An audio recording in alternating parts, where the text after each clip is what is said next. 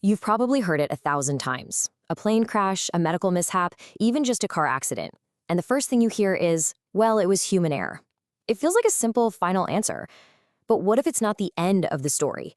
What if human error is actually just the beginning? We're going to dig into why that simple phrase is almost never the full picture. Take a look at this number. According to the U.S. National Highway Transport Safety Agency, a whopping 94% of serious car crashes are blamed on the driver. I mean, that seems pretty clear-cut, right? Case closed. It's the person's fault. But what if that number isn't an answer at all? What if it's actually the start of a much, much more interesting question?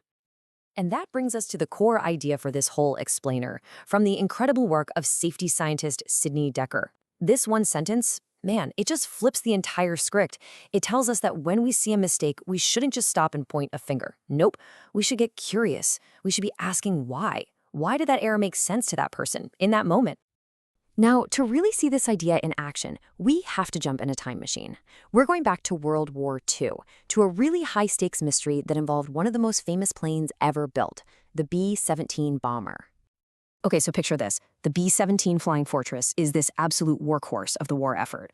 But it's got this baffling, super dangerous problem. The best pilots, the most experienced ones, are consistently making this one catastrophic mistake when they land, causing the plane to just belly flop right onto the runway. And these aren't rookies. We're talking about the top guns. So what on earth was going on? While the military's first response was pretty predictable, they chalked it up to pilot error. The pilots must be stressed out, they must be tired, maybe they're just not following the checklist. I mean, they're the ones flying the plane, right? So the blame lands squarely on their shoulders. It's the simplest explanation, and it's almost always the one we grab first. But that simple explanation, it was completely, totally wrong. A young psychologist named Alphonse Chapanis was brought in to figure this thing out, and what he found would literally change how we think about error forever.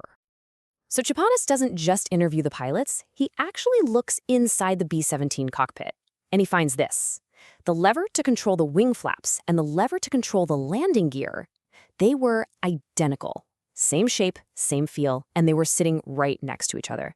Now, imagine you're in a high-pressure situation. You see where this is going, right? In that chaotic, high workload moment of bringing a giant bomber in for a landing, pilots were reaching for what they thought was the flaps lever, but they were grabbing the wrong one and pulling up the wheels instead.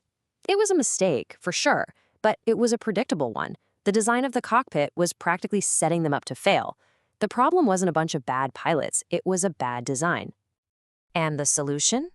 It wasn't more training, it wasn't yelling at the pilots, it was beautifully simple. Chopin-Hales had a small rubber wheel attached to the landing gear lever and a little wedge shape put on the flap lever. This is called shape coding, and it gave the pilots crucial feedback they could feel without even looking. And the result? The landing gear errors and the crashes, they pretty much vanished. Overnight. The error was just a symptom of a sick system. So the B-17 story is a great story, but it's way more than just a clever fix. It really represents a huge shift in thinking, from blaming the person, the single component, to understanding the entire system they're working in. And another safety expert, James Reason, gave us this perfect analogy for it. Blaming and retraining the pilot is like swatting a single mosquito. Yeah, you got one, but you haven't solved the real problem. Redesigning the cockpit, on the other hand, is like draining the swamp where all the mosquitoes are breeding. You eliminate the conditions that create the problem in the first place. So let's really break this down.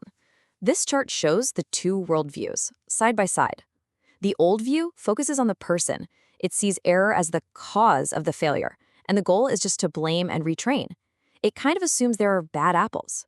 But the new view, the systems view, focuses on the context. It sees that same error as just a symptom of a deeper problem, and it assumes people are actually trying to do a good job. So the goal isn't to blame, it's to redesign and improve the whole system.